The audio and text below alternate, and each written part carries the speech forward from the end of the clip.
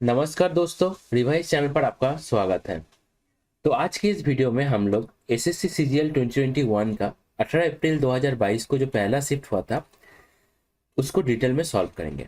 आपको पता ही है हर एक शिफ्ट के अंदर मैथ का 25 क्वेश्चन रहता है, तो 25 क्वेश्चन को ही हम लोग यहाँ पे डिटेल में सॉल्व करेंगे। इसके पहले हम लोग 11, 12, 13 अप्रैल जो 3 दिन का शिफ्ट हुआ था, 3 दिन का तीनों शिफ्ट मतलब टोटल 9 शिफ्ट को हम लोग डिटेल में सॉल्व कर चुके हैं।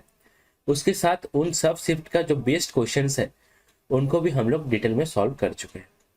अगर आपको पीडीएफ चाहिए, चाहे वो कंप्लीट सॉल्यूशंस का हो या बेस्ट क्वेश्चंस का हो, आप टेलीग्राम चैनल से फ्री में डाउनलोड कर सकते हो, जिसके अंदर आपको क्वेश्चंस और सॉल्यूशन दोनों ही मिल जाएगा। अच्छा, अब जब प्रैक्टिस कर रहे हो अब जरूर ये हैबिट बनाएं, क्वेश्चन को देखने के बाद पहले आप उसको पॉज कर लिया करो। पॉज करने के बाद आप खुद से ट्राई करो, देन आप देखो कैसे वीडियो में सॉल्यूशन बनाया गया है। क्लियर है क्या? तो स्टार्ट किया जाए। चलिए स्टार्ट करते हैं।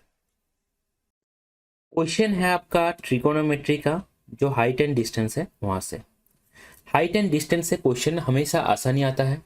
बस आप जब क्वेश्चन को पढ़ रहे हो बहुत ही ध्यान से आपको पढ़ना है। कोशिश करना है कि एक बार ही रीडिंग करके आप क्वेश्चन को अच्छे से समझ सको, और मिस रीडिंग तो एकदम भी नहीं होना चाहिए। ठीक है, देखते हैं। Two poles of heights 10 meter and 17 meter are fixed to a level ground. The distance between the bottom of the poles is 24 meter. What is the distance between their tops? तो एक छोटा पोल है जिसका लेंथ कितना है ना 10 है, एक बड़ा है जिसका लेंथ कितना है ना आपका 17 है। दोनों के बीच में डिस्टेंस कितना है? दोनों के बीच में डिस्टेंस है आपका 24। जो नीचे वाला पार्ट है उसके अंदर जो डिस्टेंस है दैट इज 24। आपको फाइंड करना है कि दोनों का जो टॉप है उसके अंदर डिस्टेंस कितना हो जाएगा। तो अगर नीचे वाला पार्ट 24 है, अगर इसके पैरेलल एक लाइन हम लोग छोटे वाला पोल से खींच दें बड़े वाला पोल तक, तो ये कितने का हो जाएगा? ये हो जाएगा आपका 24। ठीक है, तो हम लोग बोल सकते हैं ये हो जाएगा 24। अगर ये 10 है लेफ्ट वाला पार्ट, तो ये कितना हो जाएगा ना? ये भी हो जाएगा आपका 10। ये वाला पार्ट कितना हो जाएगा ना? ये हो जाएगा 7। 17 माइनस 10। अगर ये 7 है, ये 24 है, तो ये लाल वाला पार्ट कितना हो जाएगा ना? ये हो जाएगा 25। कैसे मैंने लिख दिया ना? आपको अगर ट्रिपलेट याद है, देखिए कुछ इंपॉर्टेंट ट्रिपल्स होता है, ज़्यादा नहीं, उन सबको आप अगर रट लोगे पूरा, तो आपको जब क्वेश्चन आप कर रहे हो, स्पेशली आपका ट्रिगोनोमेट्री का height and distance, normal trigonometry का क्वेश्चन, उसके साथ ही मेंसुरेशन जियोमेट्री, इन सब में आपको बहुत ज़्यादा फायदा देखने को मिलेगा। ठीक है, आपको कैलकुलेशन करना ही नहीं पड़ेगा क्योंकि आपको पूरा रटा हुआ है। जैसे 7, 24, 25, 5, 12, 13। ठीक है, इसके पहले भी मैंने जब इस तरह का क्वेश्चन सॉल्व किया था, मैंने इंपॉर्टेंट जो ट्रिपलेट्स होता है जहाँ से ज़्यादातर क्वेश्चन में पूछा जाता है वो मैंने ऐड कर दिया था आपको रिवीजन के लिए। यहाँ पे भी हम लोग देख लेंगे। अच्छा, ऑप्शन बी हो जाएगा आपका करेक्ट आंसर। देखिए इंपॉर्टेंट जो ट्रिपलेट्स है वो है आपका ये वाला। तो हम लोग जानते हैं कि कोई भी ट्रिपलेट के साथ अगर हम लोग एक नंबर को मल्टीप्लाई करते हैं तो वो भी आपका ट्रिपलेट बन जाता है। जैसे 3, 4, 5 एक बहुत ही कॉमन ट्रिपलेट है, उसके साथ 2 मल्टीप्लाई करेंगे तो 6, 8, 10 बन जाता है। फिर इसके साथ अगर 3 मल्टीप्लाई करते हैं तो 9, 12 और 15 बन जाता है। ठीक है, अगर 3 मल्टीप्लाई करते हैं तब, तो ये भी आपको ध्यान रखना है। 5, 12, 13 जो होता है बहुत ही कॉमन आपका ट्रिपलेट होता है, जिसके साथ अगर 2 मल्टीप्लाई करेंगे तो बन जाएगा 10, 24, 26। ऐसे ही 12, 35, 37, 7, 24, 25 जो यहाँ पे यूज हुआ है, 20, 21, 29, 48, 55, 73, ये सब जो है बहुत ही इंपॉर्टेंट ट्रिपलेट है। स्पेशली ये जो 2 डार्क ब्लू कलर में है, ये अभी फिलहाल क्वेश्चन में बहुत ज्यादा पूछा जा रहा है। 39, 80 और 89, 8, 15, 17 और 9, 40, 41। ये पूरा एकदम रटा होना चाहिए। ठीक है, ज्यादा नहीं है, बस मैंने यहाँ पे 12 लिखा है, ये 12 एकदम पूरा रटा होना चाहिए, तभी आपको कैलकुलेशन में स्पीड देखने को मिलेगा। क्वेश्चन है आपका डीआई का हिस्टोग्राम से। तो डीआई का क्वेश्चन है, पहले हम लोग क्वेश्चन को डायरेक्ट पढ़ेंगे, अगर क्लियर नहीं हुआ, समझ में नहीं आया, तब हम लोग पीछे वाला इंफॉर्मेशन को पढ़ेंगे। ठीक है, कोशिश करना है कि एक ही रीडिंग के अंदर मुझे क्वेश्चन समझ में आ जाए। बोला जा रहा है what is the ratio of the students enrolled in camp A in 14, 16 and 17 to the students enrolled in camp B in 15, 18 and 19। तो ए के लिए 3 साल, बी के लिए 3 साल, तीनों को अलग अलग से ऐड करना है और रेशियो फाइंड करना है। सबसे इंपॉर्टेंट बात जो है, आप जब डाटा को नोट करोगे ना तो उसमें एकदम भी गलती नहीं होना चाहिए। एक ही बार करोगे, ऐड करोगे तो एकदम धीरे धीरे करना है और सही डाटा को उठाना है। क्योंकि अगर एक बार आपने गलत डाटा पिक कर लिया तो क्या होगा, कैलकुलेशन गलत हो जाएगा या तो आप गलत आंसर टिक करके आ जाओगे। देखते हैं। तो अगर आपका डायरेक्ट नहीं हो रहा है, ठीक है, तो आप लिख भी सकते हो, जैसे ए के लिए और बी के लिए। तो 14, 16 और 17, जो ऑरेंज वाला है वो है ए के लिए और येलो वाला है बी के लिए। तो ए के लिए 14, 16 और 17, तो 160, 140 और आपका कितना आ रहा है, 220। देखिए कैसे करेंगे, देख सकते हो 2, 3, 4, तो 400 हो गया, 400 और ऊपर से देखो 60, 40, 100, 100 और 20, 120, तो 520 हो गया। ठीक है, इतना मैं लिख रहा हूँ, इतना लिखना तो नहीं चाहिए, आपको माइंड में ही करना चाहिए। ठीक है। अच्छा, एक चीज आप यहाँ से देखो, 520 अगर हो गया, जो ए का आपका टोटल है, तो आप बोल सकते हो लेफ्ट वाला पार्ट जो है इसका फैक्टर होना चाहिए। ठीक है, क्योंकि हम जब इसको काटेंगे तो फ्रैक्शन से तो नहीं काटेंगे, क्लियर है बात। तो अगर इंटीजर से कटेंगे तो हम लोग बोल सकते हैं 18 जो है इसका फैक्टर नहीं है, आपका 13 जो है इसका एक फैक्टर है, 13 40 होता है 520, 15 भी इसका फैक्टर नहीं है और 22 भी इसका फैक्टर नहीं है। तो हम लोग बोल सकते हैं कि ऑप्शन बी जो होगा आपका करेक्ट आंसर होगा। अगर ऐसा हुआ, आपके पास टाइम कम है, आप एकदम लास्ट में इस तरह का क्वेश्चन अटेम्प्ट कर रहे हो, तो आप बिना पूरा सॉल्व किए इतना तक करके आप टिक कर सकते हो, चांसेस ज़्यादा है कि सही हो जाएगा। ठीक है, तो इस तरह का थिंकिंग जो है आपके अंदर आपको डेवलप करना है, तभी आपका कैलकुलेशन में स्पीड बढ़ेगा। देखते हैं बी के लिए, देखते हैं बी के लिए कौन सा साल है, 15, 18 और 19। 15 में 240, 18 में 200 और 19 में 280, तो कितना आ रहा है, दो दो करके तो 600 आ गया, 600 आ गया ना, 600 और इधर आपका 120, तो 720 आ गया। तो देखिए अगर 4 से काटेंगे, 40 से एक्चुअली 0 0 तो कट ही जाएगा, तो 4 से काटेंगे, 4 13 52 और 4 18 72। ठीक है, तो ऑप्शन बी जो है आपका करेक्ट आंसर हो जाएगा। क्वेश्चन है आपका अलजेब्रा से। तो ये जो क्वेश्चन है बहुत ही कॉमन क्वेश्चन है, फॉर्मूला वही है a plus B plus C का whole square that is equal to A square plus B square plus C square plus 2 into A B B C C A. ठीक है, कुछ साइन यहाँ पे changes है, उस हिसाब से आपको करना है, बाकी अलग कुछ नहीं है। देखते हैं। तो a plus B plus C का होल स्क्वायर मतलब हम लोग बोल सकते हैं कि 5 का square that is equal to, अच्छा, A square plus B square plus C square. तो यहाँ पे c माइनस दिख रहा है, लेकिन c स्क्वायर करेंगे तो c स्क्वायर ही आ जाएगा, पॉजिटिव ही आएगा एक्चुअली, प्लस 2 इंटू, ध्यान दीजिएगा ए बी, ए और बी दोनों ही पॉजिटिव है, c नेगेटिव है, तो बी सी और सी ए दोनों ही हो जाएगा आपका नेगेटिव। ठीक है, तो ये आ जाएगा, आपको फाइंड करना है A square plus B square plus C square. तो मैं मान रहा हूँ कि ये जो है x है, तो 25 माइनस 2 इंटू इधर हो जाएगा 10, तो 20, तो 5 हो जाएगा आपका फाइनल आंसर, ऑप्शन सी हो जाएगा आपका करेक्ट आंसर। ठीक है, सेम ही फॉर्मूला है, बस आप जब कर रहे हो थोड़ा सा साइंस का आपको ध्यान रखना है। क्वेश्चन है आपका टाइम, स्पीड एंड डिस्टेंस से। बोला जा रहा है Shyam drives his car eight 30 kilometre at a speed of 45 km per hour and for the next 1 hour 20 minutes he drives it at a speed of 51 km per hour. Find his average speed for the entire journey. देखिए average speed का जो है एक बहुत ही common formula है, जो है आपका 2xy by x plus Y, जहाँ पे x एंड y क्या है ना, स्पीड है। लेकिन ये फॉर्मूला तभी एप्लीकेबल होगा जब आपका डिस्टेंस सेम रहेगा, आप x से जा रहे हो या y से आ रहे हो, ठीक है, तभी आपका एप्लीकेबल होगा जब आपका डिस्टेंस सेम है।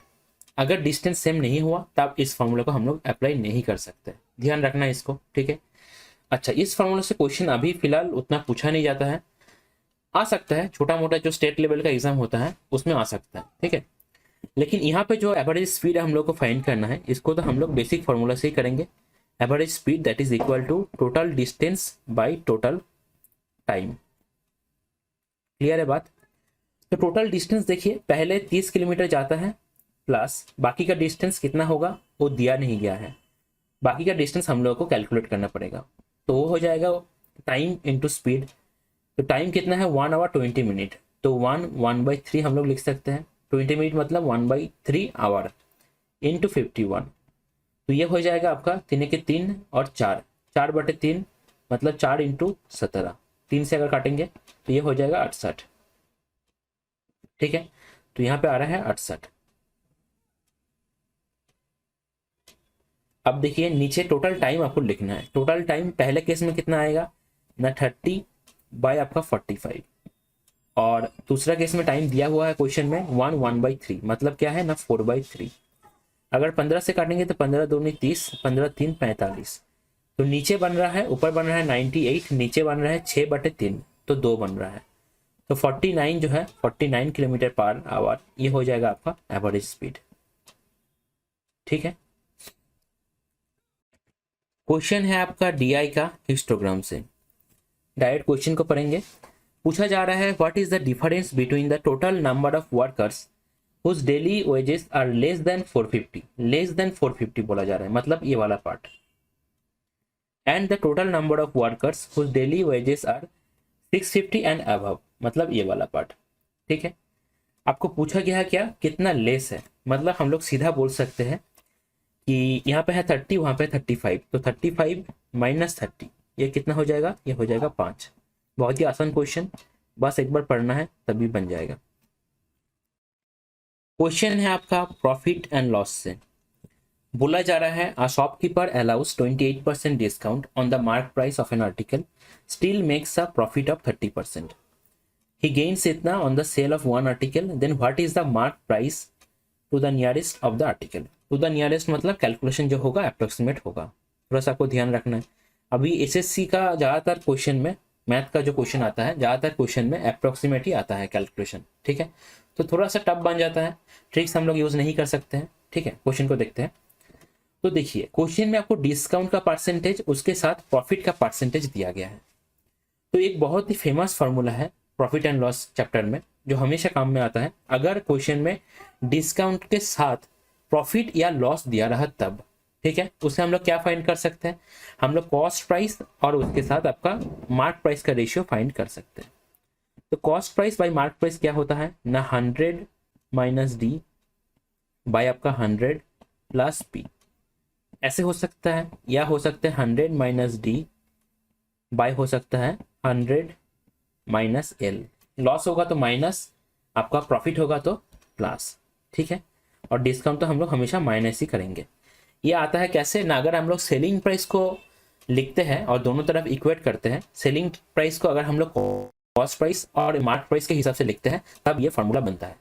क्लियर है बात, इसको हम लोग तभी यूज कर पाएंगे और बहुत ही अच्छा फार्मूला है जब क्वेश्चन में डिस्काउंट देना ही चाहिए, उसके साथ या प्रॉफिट या तो आपका लॉस दिया रहेगा, प्रॉफिट और लॉस में से दोनों में से एक दिया रहेगा। ठीक है, तो देखिए यहां से हम लोग क्या कर सकते हैं ना, सीपी और एमपी का जो रेशियो बनेगा वो होगा क्या ना 100 माइनस डी, 100 माइनस 28, 100 माइनस 20 करेंगे तो 80, 80 से 8 माइनस करेंगे तो 72, 100 प्लस पी तो 100 प्लस 30 तो 130 हो जाएगा। अगर हम लोग इसको कैसे काट सकते हैं, 2 से काटेंगे तो 36 और इधर नीचे 65। बोला जा रहा है gains 39.9 on the sale of one article, मतलब इतना प्रॉफिट होता है। अब यहाँ पे दिया गया है प्रॉफिट है कितना ना 30%, तो 30/100 मतलब 3/10। अब किसके रेस्पेक्ट में प्रॉफिट मापा जाता है ना, दैट इज कॉस्ट प्राइस, तो 10 हो जाएगा सीपी, ये हो जाएगा प्रॉफिट। अगर एसपी बोला जाए तो दैट विल बी 13। ये सब जो फ्रैक्शन वाला कॉन्सेप्ट है ना एकदम रटा होना चाहिए, पूरा सब कुछ क्लियर रहना चाहिए माइंड पे, क्योंकि आप अगर पहला सीख रहे हो तो थोड़ा सा आपको कंफ्यूजन हो सकता है, क्योंकि बचपन पे जब क्लास 9 या 10 में हम लोग रहते हैं ना तब हम लोग ऐसे तो सॉल्व नहीं करते हैं। ठीक है, लेकिन एग्जाम में अगर कॉम्पिटिटिव एग्जाम में आपको बने रहना है तो इस तरह से सॉल्व करना पड़ेगा। देखिए अब तो 3 का वैल्यू जो है, 3 क्या है प्रॉफिट, इसको हम लोग इक्वेट कर सकते हैं 39.90 के साथ। तो आपका 10 का वैल्यू क्या हो जाएगा, 10 है आपका सीपी, तो दैट विल बी 3 से अगर काटेंगे तो 13 3 39 और 3 से काटेंगे तो 9 इंटू 0 इंटू 13 इंटू 10, तो 133 जो है क्या है ना 133 है आपका सीपी हो जाएगा। अगर सीपी 133 है, अच्छा अगर यहाँ पे बोलता कि एसपी फाइंड करो तो 13 का वैल्यू हम लोग फाइंड कर सकते थे। ठीक है, मतलब आपका 13.30 इंटू 13, ऐसे हम लोग फाइंड कर सकते थे एसपी का वैल्यू अगर बोलता तो। ठीक है, ये एसपी देता आपको। अच्छा, तो ये सीपी जो है कितना है, 133 है। नीचे आ जाएगा MP, that is equal to 36/65। तो एमपी हो जाएगा आपका कितना, नहीं एमपी हो जाएगा आपका 133 इंटू 65 बाय आपका 36। क्लियर है कितना। अब देखिए अप्रोक्सीमेटली हम लोग कैसे सॉल्व कर सकते हैं। ठीक है, देखिए अगर 36 से काटेंगे, 36 दूनी कितना होता है, 72। ठीक है, अगर 72 होता तो आंसर कितना आता ना, 266 आता। क्लियर है, लेकिन 72 नहीं है, 65 है, तो 2 से कम ही आएगा। क्लियर है, 1.7 1.8 ऐसे आएगा। इतना क्लियर है। तो 266 के आसपास होना चाहिए। आप देख रहे हो ऑप्शन डी जो है आपका 240 है, एकदम 266 के करीब। तो हम लोग बोल सकते हैं कि ऑप्शन डी जो है आपका करेक्ट आंसर हो जाएगा। आप जब कैलकुलेशन कर रहे हो, मैं हमेशा बोलता हूँ कैलकुलेशन करते वक्त आपको थोड़ा सा ऑप्शंस की तरफ देखना है। आपको आइडिया लग जाएगा कि मुझे कितना स्टेप तक कैलकुलेशन को करना है, एंड तक करना है या उसके पहले ही मैं अप्रोक्सीमेटली बोल सकता हूँ ये आंसर होगा। क्योंकि अगर इसको आपको पूरा एकदम सही से करना है एंड तक, तो कैसे होगा देखिए, 133 तो आएगा ही, इंटू 65/36। तो 36 से अगर काटेंगे, 36 एक 36, तो कितना बचा ना, 65 से 30 गया तो 35, 35 माइनस 6 29, तो 290। तो 36 8 कितना होता है, 36 इंटू 8 देखिए 240 और आपका 48, तो 288 हो जाएगा। मतलब 1.8 जा रहा है। अब 1.8 जा रहा है मतलब क्या, हम लोग बोल सकते हैं 1 + 8/10, ये हम लोग बोल सकते हैं। कैलकुलेशन को कैसे तोड़ा जा रहा है इसको समझिए, ये बहुत आपको हेल्प करेगा ना। पहले तो 133 आएगा ही, फिर आपको 133 इंटू 8 करना है और पॉइंट को एक डिजिट छोड़ के, लास्ट से एक डिजिट छोड़ के बैठाना है। तो 133 इंटू 8 कितना हो जाएगा, 8 3 24, 2 रहेगा, 13 8 104, तो 106। एक डिजिट को छोड़ के लास्ट से पॉइंट को बैठाना है, तो 106.4 कितना आ रहा है, 239.4। तो आप देख रहे हो यहाँ पे भी ऑप्शन डी हो जाएगा आपका करेक्ट आंसर। लेकिन इतना करने का जरूरत ही नहीं था। ठीक है, आप अगर सीधे मल्टीप्लाई कर जाओगे, करने लग जाओगे 133 इंटू 65, उसको अगर 36 से भाग दोगे, तब सोचो कितना बड़ा हो जाएगा। उससे तो ये वाला थोड़ा सा बेटर है, जैसे मैंने लास्ट में किया, ये वाला थोड़ा सा बेटर है। उससे भी बेटर है आप अगर ये अप्रोक्सीमेशन समझ पाओ। क्लियर है, क्योंकि बहुत कम जगह ऐसा होगा जब ऑप्शंस बहुत क्लोज दे देगा, जैसे जो 239 दे दिया, 237 दे दिया, 241 दे दिया, तब दिक्कत होगा। तब आपको ऐसे एकदम एंड तक जाना है, ऐसे एकदम एंड तक जाना है। लेकिन अगर उस तरह से नहीं रहा, तब एंड तक जाने का कोई जरूरत ही नहीं है, आप आराम से अप्रोक्सीमेट लगा सकते हो। ठीक है, क्वेश्चन है आपका टाइम स्पीड एंड डिस्टेंस का बोट एंड स्ट्रीम से। बोला जा रहा है अ boat can cover a distance of 56 kilometre down stream in 3.5 hours. The ratio of boat in still water and the speed of stream 3:1। मतलब boat और current और आप बोट और स्ट्रीम जो भी बोलो, उसका रेशियो जो है 3:1 है। How much time will the boat take to cover a distance of 41.6 kilometre downstream. तो डाउन स्ट्रीम का अगर स्पीड हम लोग को पता चल जाए, जो होता है आपका B+C, तब हम लोग आंसर फाइंड कर सकते हैं। तो यहाँ पर आप देखिए एक चीज कि 56 किलोमीटर जब डाउन स्ट्रीम जा रहा है B+C स्पीड से, तो आपका टाइम कितना लग रहा है ना, 3.5 आवर्स लग रहा है। ठीक है, अब B+C क्या है, B+C है, यहाँ से हम लोग देख सकते हैं B+C है 4। तो 4 का वैल्यू हम लोग बोल सकते हैं दैट विल बी 56/3.5। क्लियर है, तो इतना किलोमीटर पर आवर जो है आपका B+C का वैल्यू है। तो 41.6 किलोमीटर अगर डाउन स्ट्रीम जाना है, तो डिवाइडेड बाई 56 इंटू है आपका 3.5। तो देखिए हम लोग ये कर सकते हैं कि 416 इंटू 35/100, पॉइंट को हटा दिए, इंटू 56, 7 5 35, 7 8 56। ठीक है, तो 8 से काटेंगे तो 8 5 40, 8 2 16, तो कितना आ रहा है,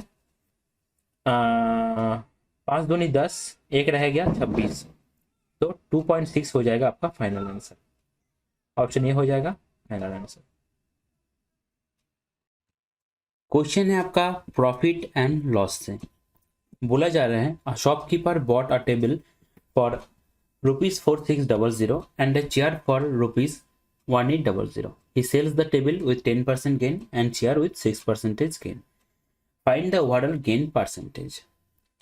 तो आपको फाइंड करना है कि ओवरऑल जो डील हुआ है उसमें कितना प्रॉफिट हुआ है।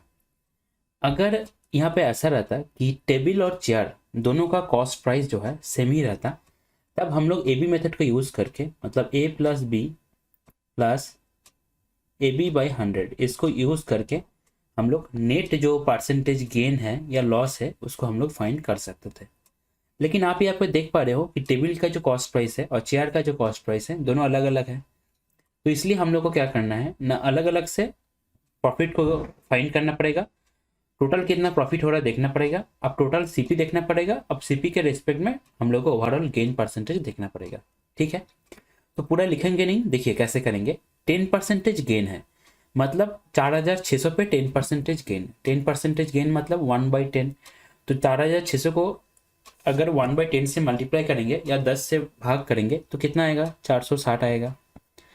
प्लस आपका चेयर में हुआ है 6% गेन, तो 1800 में 6% गेन, तो 6 के नीचे 100 है, 100 के साथ 1800 का 2 0 कट जाएगा, 18 6 108।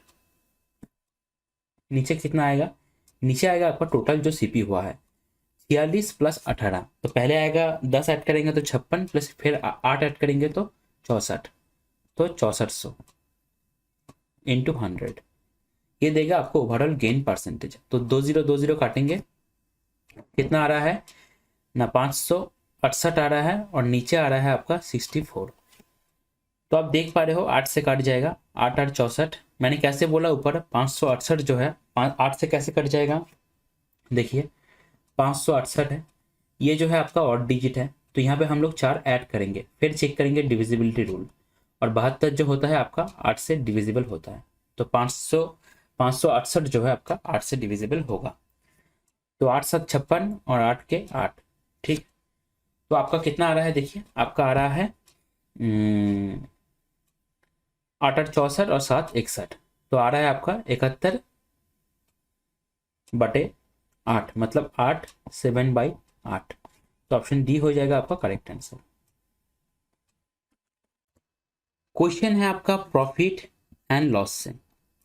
बोला जा रहा है the price of an item is reduce by 20%, as a result customer can get 2 kg more of it for ₹360। Find the original price per kg of the item. देखिए, इस तरह का क्वेश्चन को करने के लिए 2 से 3 मेथड होता है, लेकिन हम लोग सबसे छोटे वाले मेथड से ही करेंगे। उसको समझना थोड़ा सा मुश्किल रहता है, लॉजिक सही से बैठता नहीं है, तो बहुत लोग उसको क्या करते हैं, पूरा रट लेता है, लेकिन हम लोग उसको पूरा समझने की कोशिश करेंगे। ठीक है, अच्छा पहली बात यह देख लीजिए कि 20% क्या हुआ है, घट गया है। 20% मतलब क्या होता है ना, 1/5 होता है। तो पहले जो चीज़ 5 रुपये का था अभी वो 4 रुपये में मिल रहा है। इतना तो क्लियर है, बहुत बेसिक चीज़ है ये। आगे देखिए, आपको घर से 100 रुपया दिया और घर से आपको बोला कि मार्केट पे जाओ, जाके X kg चावल लेके आओ। ठीक है, क्योंकि घर में पता है कि 100 रुपया में ही मार्केट में X kg चावल मिलता है। क्लियर है। आपने मार्केट पे आने के बाद देखा कि यहाँ पे क्या हुआ है, चावल का प्राइस जो है 20% से घट गया है। 100 में 20% मतलब 20 रुपीज़ से घट गया है। घट के कितना बना ना, 80 रुपीज़ बना। लेकिन अभी तो 80 रुपीज़ में ही 1 किलो मिलेगा ना, कोई दिक्कत नहीं। अभी तक आपने मार्केट पे आने के बाद आपको पता चला कि 80 रुपीज़ में ही 1 किलो मिल रहा है, लेकिन घर से तो 100 रुपीज़ दिया है, क्योंकि घर में पता है कि 1 kg का प्राइस जो है आपका 100 रुपीज़ है। क्लियर है इतना। अब आपने देखा कि 100 रुपीज़ से घट के 80 जब हो गया है, तो 20 रुपये जब मेरे पास है, मैं काम करता हूँ, इससे भी एक्स्ट्रा चावल मैं खरीद लेता हूँ। तो आपने क्या किया, 20 रुपीज़ देकर Y kg चावल खरीद लिया। अब ये क्यों खरीद पाए, क्योंकि 20% से घटा है प्राइस, इसीलिए। तो हम लोग तो बोल ही सकते हैं ना कि Y kg चावल का प्राइस कितना है ना, 20 रुपीज़ है। तो 1 kg चावल का प्राइस हम लोग क्या होगा ना, 20/Y, इतना रुपीस हो जाएगा। यह क्या है, यह है रिड्यूस प्राइस, मतलब घटने के बाद जो प्राइस बना है, नया जो प्राइस बना है, that is reduce price. Clear है बात? अब इसी लॉजिक से हम लोग क्वेश्चन को सॉल्व करेंगे, ध्यान से समझिए। 360 रुपीज आपको घर से दिया था, इसका क्या हुआ ना, इसका 20% प्राइस जो है घट गया, मतलब 20% मतलब 1/5, तो कितना हुआ ना 72 रुपीज। अभी 72 रुपीज में आपको एक्स्ट्रा कितना मिल रहा है, एक्स्ट्रा 2 kg मिल रहा है, मतलब 2 kg का प्राइस है 72 रुपीज, तो 1 किलो का प्राइस कितना हो जाएगा, 1 kg का प्राइस हो जाएगा 36 रुपीज, 72/2। क्लियर है? अब ये क्या है, ये है रिड्यूस्ड प्राइस, रिड्यूस्ड प्राइस, ठीक है। अच्छा, आपको पूछ क्या रहा है, फाइंड द ओरिजिनल प्राइस पर KG of the item. Original price मतलब घटने से पहले, पहले कितना होता था, जो ऑब्वियसली ज्यादा होगा इससे, तो पहले कितना होता था और अभी घटने के बाद तो बना है 36 रुपए। ठीक है बात? अब देखिए 5 से 4 बना, तो घटने के बाद प्राइस बना है 4, तो 4 को हम लोग इक्वेट कर सकते हैं किसके साथ, 36 के साथ। तो 5 का वैल्यू क्या हो जाएगा, 4 9 36, 5 9 45। तो ओरिजिनल प्राइस क्या है, ओरिजिनल प्राइस है आपका 45 रुपीज। ऑप्शन ए हो जाएगा आपका करेक्ट आंसर। इसमें आपको 4 चीज पूछ सकता है कि ओरिजिनल प्राइस जो इस क्वेश्चन में पूछा गया है, ओरिजिनल प्राइस क्या था पर केजी का, रिड्यूस प्राइस घटने के बाद प्राइस क्या हुआ, ओरिजिनल क्वांटिटी हम लोग कितना खरीद पाते थे 360 रुपीज में, ये पूछ सकता है। वो क्या हो जाएगा ना, 360/45 इतना किलो हो जाएगा। और अभी रिड्यूस होने के बाद, रिड्यूस होने के बाद दाम घटने के बाद हम लोग कितना खरीद सकते हैं, तो वो हो जाएगा कितना ना 360/36। क्लियर है बात, लॉजिक क्लियर है? तो देखना चाहिए आपको कि कौन सा वाला पूछा है, और इसी लॉजिक को एक बार समझने के बाद इसको आपको घर में अप्लाई करना है, तभी आप एग्जाम हॉल पे इसको अप्लाई कर पाओगे। ठीक है, रटना नहीं है, क्योंकि घुमा के अगर क्वेश्चन कुछ अलग पूछ लिया तब दिक्कत हो जाएगा। क्वेश्चन है आपका रेशियो एंड पार्टनरशिप से। ठीक है, बोला जा रहा है the sum of 3 numbers is 98 if the ratio of the first to the second number कितना है ना 2:3 है, and that of the second to the third कितना है, सेकेंड टू द थर्ड है आपका 5:8। तो थर्ड नंबर क्या होगा? ठीक है, तो आप एक चीज यहां से देख सकते हो। अच्छा, पहले हम लोग एक काम कर लेते हैं, इक्विवेलेंट रेशियो फाइंड कर लेते हैं, और ऐसे भी हम लोग बोल सकते हैं थर्ड नंबर जो होगा 8 का ही मल्टीपल होगा, क्योंकि आप देख पा रहे हो कि सेकेंड/थर्ड जो है क्या है 5:8 है, तो तीसरा नंबर जो होगा आपका 8 का ही मल्टीपल होगा। अब आप अगर ऑप्शंस पे देखोगे तो 48 ही है एक मात्रा यहाँ पे आपका 8 का मल्टीपल। ठीक है, तो ऑप्शन बी होने का चांसेस सबसे हाई है। तो क्वेश्चन को पढ़ के हम लोग आंसर टिक कर सकते हैं। अब ये आप हमेशा टिक कर पाओगे या नहीं पाओगे, कर नहीं पाओगे, वो डिपेंड करेगा ऑप्शंस कैसे दिया हुआ है उसके ऊपर। अब ये भी आपका हो सकता है कि ऑप्शंस पे चारों का चारों जो ऑप्शंस है चारों ही आपका 8 से डिविजिबल है, तब आप टिक नहीं कर पाओगे। देखते हैं इक्विवेलेंट रेशियो कितना हो जाएगा ना, 3 8 24, 3 5 15 और 5 दूनी 10। अच्छा, तो 98 है सम, मतलब 24 प्लस 15 39 प्लस 10 तो 49 का वैल्यू कितना हो जाएगा 98, तो 24 का वैल्यू कितना हो जाएगा 48। तो ऑप्शन बी हो जाएगा आपका करेक्ट आंसर।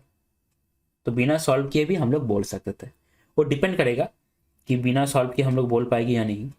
ठीक है, क्वेश्चन है आपका डीआई का हिस्टोग्राम से। डायरेक्ट क्वेश्चन को पढ़ेंगे, अगर समझ में नहीं आया तब पीछे वाले इंफॉर्मेशन को पढ़ेंगे। ठीक है, देखिए क्वेश्चन में बोला जा रहा है what is the ratio of the number of TV sets sold by company A to that of company B in 2015। अच्छा, company A company B, blue क्या है, ब्लू है टीवी सेट्स मैन्युफैक्चर्ड, और ऑरेंज जो है आपका percentage of TV sets sold. देखिए यहाँ पे जो डाटा दिया गया है थोड़ा सा अलग मैनर पे दिया गया है। ठीक है, नॉर्मली ऐसे दिया नहीं जाता, तो क्या होता है आप बिना देखे सॉल्व कर देते हो क्वेश्चन को, बाद में पता चलता है कि आंसर नहीं मैच हो रहा है। तो देखिए पहले क्या बोला जा रहा है, the given bar chart represents the television sets manufactured and the respective percentage ठीक है, देख रहे हो थोड़ा सा अलग से दिया हुआ है, and the respective percentage of those TV sets sold. ठीक है, मतलब पहले वाला क्या है, जितना मैन्युफैक्चर हो रहा है, और दूसरे वाला क्या है, दूसरे वाला है कितना सोल्ड हुआ है, परसेंटेज दिया हुआ है। तो 2015 का बात हो रहा है और ए और बी का बात हो रहा है। अच्छा, इसको पे काम कीजिए, कैपिटल भी कर लीजिए।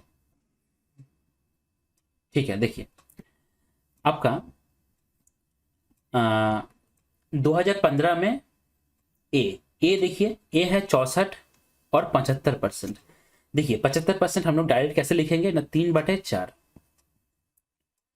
दैट इज रेशियो बनना है।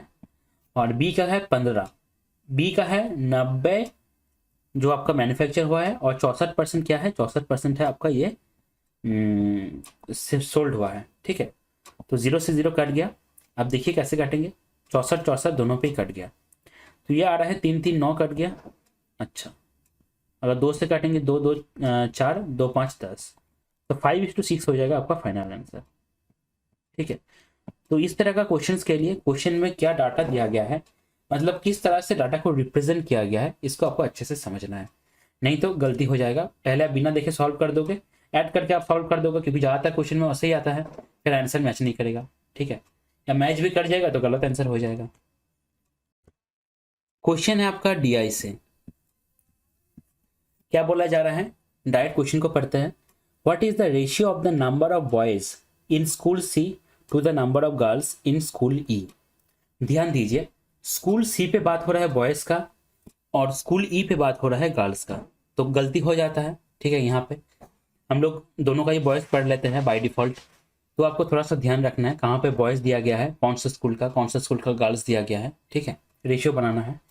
अच्छा, और पाई चार्ट भी है आपका, रेशियो भी दिया गया है डाटा के हिसाब से। तो पाई चार्ट रिप्रेजेंट क्या कर रहा है, the percentage of students in 5 school, and the table shows the ratio of boy and girls in each school. अच्छा, तो स्कूल सी लेना है हमको, स्कूल सी है 5:3 और स्कूल ई है 4:1। ठीक है, देखिए पाई चार्ट जो है आपका परसेंटेज के हिसाब से दिया गया है, तो ये सब मिलके 100 आ जाएगा। तो हम लोग मान लेते हैं स्कूल सी पे बच्चा है कितना ना, 24 बच्चा है, और स्कूल ई पे बच्चा कितना है ना, 15 बच्चा है, क्योंकि सब ऐड करके 100 ही आएगा। अब देखिए स्कूल सी का बॉयज मतलब 3/8, बहुत ध्यान से लिखना है, गलती नहीं होना चाहिए, इंटू 24। और स्कूल ई का क्या है, गर्ल्स है, तो 5/5 4/5 इंटू 15। तो देखिए 8 3 24, 5 3 15, 3 से 3 कट गया, तो आंसर आ रहा है आपका 3:4। तो ऑप्शन ए हो जाएगा फाइनल आंसर। देखिए डीआई में जब इस तरह का क्वेश्चन हो, सब कुछ दिया हुआ है, पाई चार्ट भी दिया हुआ है, रेशियो भी दिया हुआ है, तो आपको बहुत ही ध्यान से डाटा को नोट करना है। पहले तो ये देखना है, क्वेश्चन को अच्छे से पढ़ना है कि क्वेश्चन में कौन सा स्कूल का बॉय, कौन सा स्कूल का गर्ल्स, ये सब पूछा गया है, वो तो पहले बहुत ध्यान से देखना है। फिर एकदम डाटा को बहुत ध्यान से नोट करना है। डाटा जब आप नोट कर रहे हो क्वेश्चन की मतलब स्क्रीन पे देखते हुए, आपको एक बार तभी वेरीफाई कर लेना है कैलकुलेशन करने से पहले, क्योंकि आप अगर एक बार कैलकुलेशन कर लोगे फिर आपको समझ में आया कि मैंने गलती कर दिया, तब टाइम बहुत चला जाएगा। क्लियर है। क्वेश्चन है आपका जियोमेट्री का, ट्राइंगल से पूछा जा रहा है। In a triangle A B C the bisector of angle A meets B C at D. अच्छा, तो एबीसी एक ट्राइंगल है जहां पे आपका एंगल ए का जो बाइसेक्टर है वो आपका डी पॉइंट पे मैच करता है।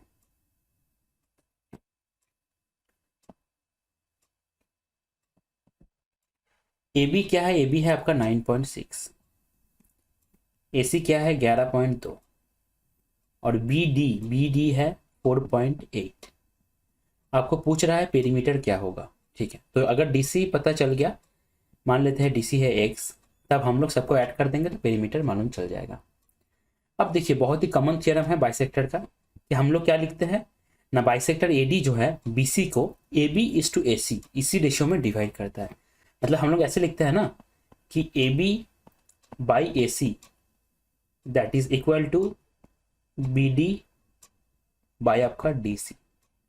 तो हम लोग इसको तो ऐसे भी लिख सकते हैं कि AB by BD that is equal to AC by DC। कुछ नहीं किए हैं, बस BD और AC का जगह जो है इंटरचेंज कर दिया है, ठीक है। तो ऐसे अगर लिखे देखिए तो क्या बोला जा रहा है कि AB जो है BD का कितना गुना है, वैसे ही सेम गुना होगा, सेम मल्टीप्लाई करना होगा DC के साथ जब AC आएगा। लॉजिक बैठ रहा है।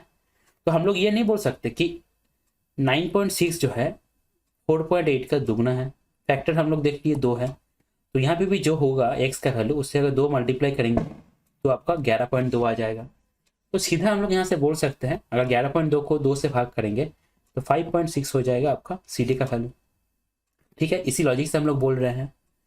अच्छा, तो अब देखिए पेरीमीटर क्या आएगा, पेरीमीटर कैसे कैलकुलेट करेंगे ना। देखिए 11.2 प्लस आपका 5.6 तो कितना आया 16.8, 16.8 और आपका इधर 4.8, तो 20.8 पहले हो गया, फिर 8 जोड़ेंगे तो 21.6, 21.6 हो गया, 21 और 9 हो गया 30, 30 के साथ 30.6 हो गया, 30.6 के साथ 0.6 ऐड करेंगे तो 31.2 आ जाएगा, ठीक है।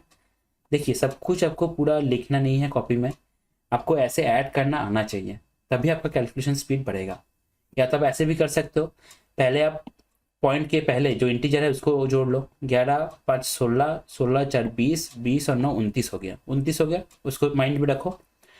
इसके बाद 0.6 और 8 तो 14, 14 16, 16 6 22, तो 29 और है 22, तो 29 प्लस 2.2 तो कितना हो जाएगा 31.2, ठीक है। ऐसे आपको ऐड करना आना चाहिए तभी स्पीड बढ़ेगा। क्वेश्चन है आपका नंबर सिस्टम से। देखिए इस तरह का क्वेश्चन जहाँ पे बोला जा रहा है find the greatest number which is divisible by 22 not divisible by 5। Divisible by 22 मतलब 2 कोपरे में अगर तोड़ेंगे तो 2 से भी और 11 दोनों से ही डिविजिबल होना चाहिए, लेकिन 5 से नहीं होना चाहिए। इस तरह का क्वेश्चंस के लिए सबसे बेस्ट अप्रोच जो रहता है दैट इज ऑप्शन टेस्ट। अब बिना कुछ सोचे ऑप्शन टेस्ट करो और जल्दी आंसर टिक करके आगे बढ़ो। देखिए 5 से अगर डिविजिबल नहीं है तो लास्ट में 0 या आपका 5 दोनों में से कोई भी नहीं होना चाहिए, क्योंकि हम लोग जानते हैं कोई भी नंबर के लास्ट में अगर 0 या 5 हुआ तो 5 से डिविजिबल हो जाएगा। अब डिविजिबल 2 से होना चाहिए, तो हम लोग सीधे देख पा रहे हैं या तो ऑप्शन C होगा या तो ऑप्शन D होगा, ठीक है। क्योंकि पहला जो है 5 से डिविजिबल है इसलिए नहीं होगा, और दूसरा जो है 1 है लास्ट में तो 2 से डिविजिबल नहीं होगा। अब इन दोनों में से जब हम लोग देखें दोनों ही 2 से डिविजिबल है, हम लोग क्या कर सकते हैं ना 11 का डिविजिबिलिटी रूल चेक कर सकते हैं। अगर नीचे वाले में चेक करेंगे ऑल्टरनेट प्लेसेस का सम या तो 0 या तो 11 या 11 का मल्टीपल होना चाहिए। तो देखिए 4 और 2 6, 6 और 5 11, ठीक है। अच्छा, और यहाँ पे देखिए 3 और 0 और 8 11, तो 11 माइनस 11 0 ही आ रहा है, ठीक है। तो ये D जो है आपका 11 से डिविजिबल है। और ऊपर वाला चेक करेंगे 2 और 4 6, 6 और 5 11, ठीक है। और यहाँ देखिए 3 और 2 6, 3 और 6 9, 9 और 2 11, तो यहाँ पे भी 11 माइनस 11 0 ही आ रहा है। तो C और D दोनों जो है आपका 2 से भी डिविजिबल है और आपका 11 से भी डिविजिबल है। लेकिन हम लोग को ग्रेटेस्ट पता है, ग्रेटेस्ट मतलब फाइंड करना है। तो जहाँ पे ग्रेटेस्ट मतलब ग्रेटेस्ट कब होगा, जब A का वैल्यू ज़्यादा होगा वहाँ पे आपका ग्रेटेस्ट हो जाएगा। क्लियर है क्या? A का वैल्यू जहाँ पे बड़ा होगा वहीं पे ग्रेटेस्ट हो जाएगा। तो A का वैल्यू बड़ा होना है तब मतलब हम लोग देख पा रहे हैं ऑप्शन C हो जाएगा आपका करेक्ट आंसर। क्वेश्चन है आपका सिंप्लीफिकेशन से। इस तरह का क्वेश्चंस के लिए ऐसे तो बहुत आसान है, बस बहुत ही धीरे से आपको क्वेश्चन को सॉल्व करना है, कोई मिस्टेक ना हो, सिली मिस्टेक ना हो, ठीक है। और क्वेश्चन को कॉपी में हम लोग नहीं लिखेंगे, डायरेक्ट दूसरा लाइन लिखेंगे। देखिए पहले बीच में अगर नजर जाएगा तो ऊपर में क्या है ऑफ है, तो 3/4 इंटू 38, तो 4 8 32, 8 3 24, तो 24 प्लस 46 डायरेक्ट लिखेंगे। ये माइनस है 6, नीचे क्या लिखेंगे, नीचे हो जाएगा 37 माइनस, यहाँ पे भी ऑफ है तो 34 प्लस 6 40, 40 को अगर 4 से करेंगे तो 10, 10 को 3 से मल्टीप्लाई करेंगे तो 30, तो क्या है 40 प्लस 24 तो 64 बटे आपका 7, तो ऑप्शन डी जो होगा करेक्ट आंसर हो जाएगा। बहुत ही आसान क्वेश्चन है। क्वेश्चन है आपका कॉम्पाउंड इंटरेस्ट से। बोला जा रहा है what is the amount of a sum of ₹32,000 at 20% per annum for 9 months compounded quarterly. इस तरह का क्वेश्चंस को करने के लिए क्वेश्चन को कॉन्सेप्ट पहले आपको पता रहना चाहिए कि कॉम्पाउंडेड क्वार्टरली, कॉम्पाउंडेड 8th मंथली, इसका मतलब क्या होता है। उसके साथ इस तरह का क्वेश्चन में कैलकुलेशन थोड़ा सा टफ होता है, तो वो भी आपको अच्छे से करना है। आपको फाइंड करना है अमाउंट, मतलब प्रिंसिपल प्लस इंटरेस्ट। तो 32,000 हो जाएगा आपका प्रिंसिपल, और इंटरेस्ट आपको उसके साथ ऐड करना पड़ेगा। पहला ये क्लियर कीजिए कि कॉम्पाउंडेड क्वार्टरली का मतलब क्या होता है। कॉम्पाउंडेड क्वार्टरली का मतलब होता है कि कॉम्पाउंडेड 4 टाइम्स इन अ ईयर, मतलब साल में 4 बार जो है आपका कॉम्पाउंड इंटरेस्ट क्या होगा, ऐड होगा प्रिंसिपल के साथ।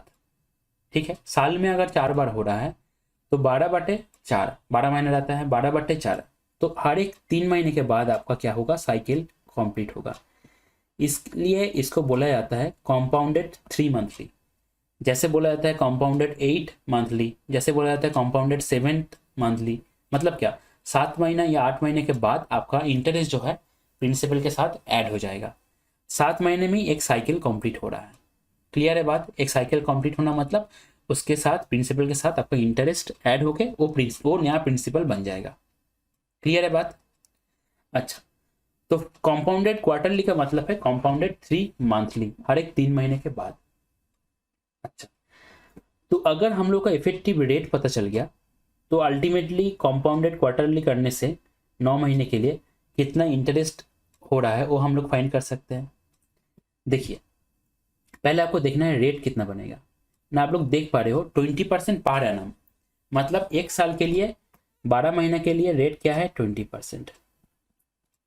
तो आपका 3 महीने के लिए रेट क्या हो जाएगा ना, 20/12 इंटू आपका 3, तो 5%। ठीक है। अच्छा, और टोटल ड्यूरेशन कितना दिया गया है, 9 मंथ दिया गया है, 9 मंथ।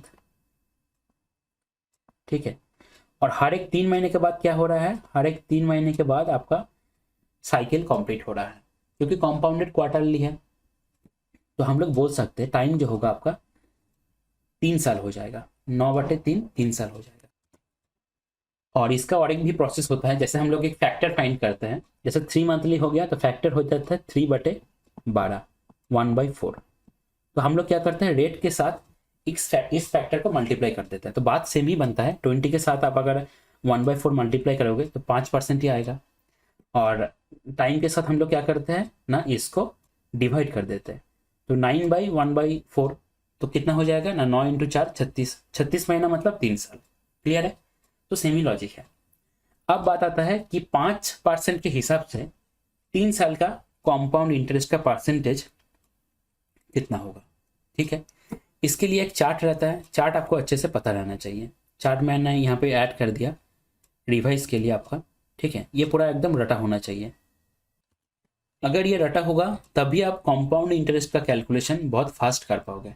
ठीक है, हम लोगों को क्या चाहिए, हम लोगों को चाहिए आपका 5% के हिसाब से 3 साल का। तो 5% के हिसाब से 3 साल का कितना हो जाएगा आपका 15.7625, जो चार्ट पे दिया गया है। ठीक है, मतलब 32,000 का 15.7625 इतना परसेंटेज फाइंड करने के बाद हम लोग उसको अगर 32,000 के साथ ऐड कर देंगे तो अमाउंट हम लोग को पता चल जाएगा। क्लियर है। तो देख लीजिए 10 का बनता है 10, 21, 33.1, 46.41, एकदम रटा होना चाहिए, बहुत ही इंपॉर्टेंट है। अगर क्वेश्चन में ज़्यादातर केस में पूछा जाएगा तो ही 5 में से एक पूछा जाएगा। ठीक है, 20 के लिए होता है 20, 44, 72.8 और 107.36। 5 के लिए होता है 5, 10.25, 15.7625, 21.550625। 4 के लिए 4, 8.16, 12.4864। और 8 के लिए 8, 16.64 और आपका 3 साल के लिए 25.9712। ठीक है, इसको कैसे हम लोग फाइंड करते हैं ना, वही एबी मेथड से ही फाइंड करते हैं। एबी मेथड को ही बार बार रिपीट करते हैं, तब ऐसे नेट परसेंटेज हम लोग का बनता है। ठीक है, तो ये आपको याद रखना है। तो इसका और एक कॉन्सेप्ट भी रहता है, जैसे 2 साल के लिए नेट परसेंटेज 2a/a² होता है, और 3 साल के लिए 3a/3a²/क्यूब। हर एक केस में आपको 2-2 करके डिजिट लेना है, 2-2 करके डिजिट लेना है। ठीक है, यहाँ पे पॉइंट आएगा इसके लिए और यहाँ पे इसके लिए पॉइंट आएगा। क्लियर है बात, आपको पता होगा। उसी हिसाब से हम लोग फाइंड करते हैं नेट परसेंटेज ऐसे ही। ठीक है, अब देख लेते हैं। तो देखिए 32,000 जो है, 32,000 का हम लोगों को 15.7625% फाइंड करना है। अच्छा, अब एक बात आप सोचिए। अच्छा, हम लोग ये भी कर सकते थे, अगर टोटल अमाउंट फाइंड करना हुआ तो 32,000 का एकदम 115.7625 भी हम लोग फाइंड कर सकते थे। इससे भी आंसर हम लोग का आ जाता, लेकिन ये ज़्यादा कैलकुलेटिव हो जाता। उससे बेहतर है हम लोग 15.7625% निकाल लें और हम लोग क्या करें ना, आपका उसके साथ 32,000 ऐड कर दें। अब हम लोग यहाँ पे देख पा रहे हैं कि आंसर जो है आपका बहुत गैप में है। ठीक है, मैंने बार बार बोला है, जब आप कैलकुलेशन कर रहे हो, कैलकुलेशन करते हुए आपको ऑप्शंस की तरफ देखना है। ठीक है, देखिए आप, तो 32,000 का पहले अगर हम लोग 15% फाइंड कर लेंगे वो कितना होगा ना, 320 इंटू 15, 100 से 2 जीरो कट जाएगा, तो यह आ जाएगा 0, 15 दूनी 30, 3 रह जाएगा और 48। ठीक है, तो आप देख पा रहे हो कि अभी तक अगर हम लोग 0.7625 अभी छोड़ के रखे हैं, 0.7625, ये कितना बना 4,800। तो इसके साथ अगर 32,000 ऐड कर देंगे तो कितना बन रहा है ना, 36,800 बन रहा है।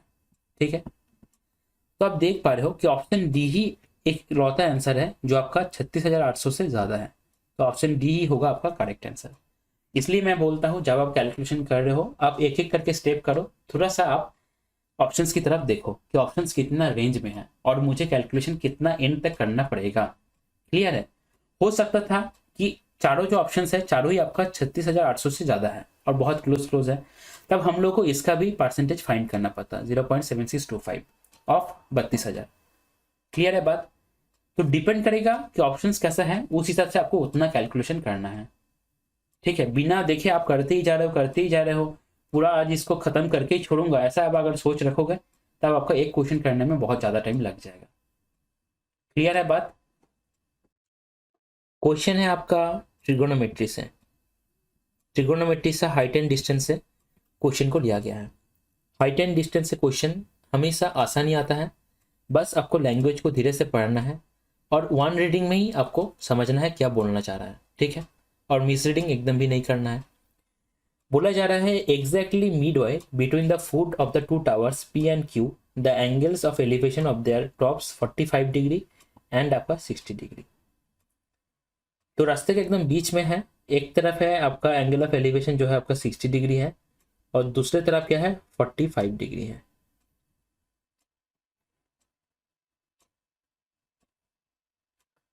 तो इधर है आपका 45 डिग्री और इधर है आपका 60 डिग्री। ठीक है, P के लिए है 45 और Q के लिए है आपका 60 डिग्री। आपका रेशियो फाइंड करना है हाइट का, P और Q का। अच्छा, एक चीज देखिए, exactly Midway between the foot of the two towers बोल दिया गया है, मतलब रास्ते के एकदम बीच में हम लोग बोल सकते हैं। तो अगर इसका लेंथ, मैं इस पॉइंट का नाम O दे देता हूं, अगर इसका लेंथ 1 है तो इसका भी लेंथ 1 होगा, हम लोग बोल सकते हैं। क्लियर है क्या? अब देखिए राइट साइड में जो ट्राइंगल है इसमें अगर ये 60 है तो ये क्या हो जाएगा 30 हो जाएगा, अगर ये 45 है तो ये भी आपका 45 हो जाएगा। तो 30 के उल्टे तरफ कितना है ना 1 है, तो 60 के उल्टे तरफ क्या होगा √3 से मल्टीप्लाई हो जाता है। 90 के उल्टे तरफ अगर होगा तो 2 इंटू 30 के उल्टे तरफ जो है वो हो जाएगा, जरूरत नहीं है उसका। अब देखिए ये अगर 1 है 45 के इधर, तो इधर भी क्या हो जाएगा 1 हो जाएगा। ठीक है, तो रेशियो क्या बन रहा है हाइट का, रेशियो बन रहा है 1:3, 1:√3। तो ऑप्शन ये हो जाएगा आपका करेक्ट आंसर। आप अगर मेरे वीडियोस को पहले से फॉलो कर रहे हो तो मैंने ये बहुत बार समझाया है, और जितना बार ये हाइट एंड डिस्टेंस का क्वेश्चन आया है मैं ये डायग्राम हमेशा अटैच कर देता हूँ सो दैट आप रिवाइज कर सको। आपको अगर पहले से फॉलो कर रहे हो तो अभी तक तो ये पूरा आपका दिमाग में बैठ गया होगा। यही है कि यहाँ पे जो हम किए हैं 30 के उल्टे तरफ अगर ए है, 60 के उल्टे तरफ √3 है, 90 के उल्टे तरफ 2a हो जाएगा। 30 के उल्टे तरफ अगर √3a है, 60 के उल्टे तरफ हो जाएगा √3 इंटू √3 है तो 3 है, 90 के उल्टे तरफ हो जाएगा जो 30 के उल्टे तरफ है इंटू 2। वैसे ही 45 के उल्टे तरफ इधर अगर ए है तो इधर भी ए हो जाएगा। ठीक है, और इसके साथ 90 के उल्टे तरफ हो जाएगा √2 है। हम लोग इसको एक स्क्वायर के हिसाब से भी सोच सकते हैं, अगर ये ए हुआ ये ए हुआ तो स्क्वायर का डायगोनल का लेंथ कितना होता है √2 है।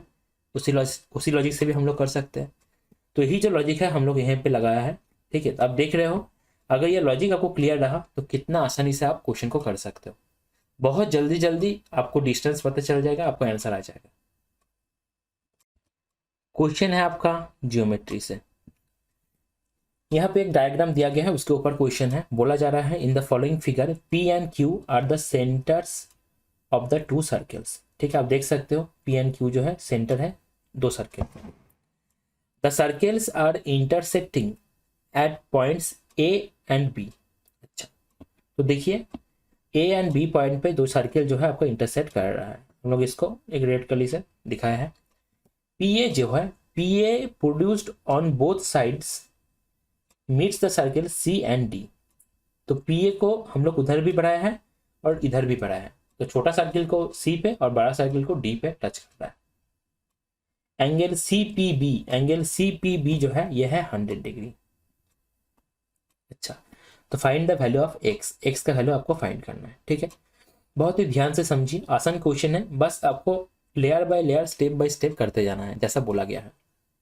देखिए, अगर ये 100 है, ये angle C P B, angle C P B ये अगर 100 है, तो देखिए ये एंगल जो है आपका, ये वाला जो ट्राइंगल है ए पी बी, इसका क्या हो रहा है ना, इसका आपका एक्सटर्नल एंगल हो रहा है।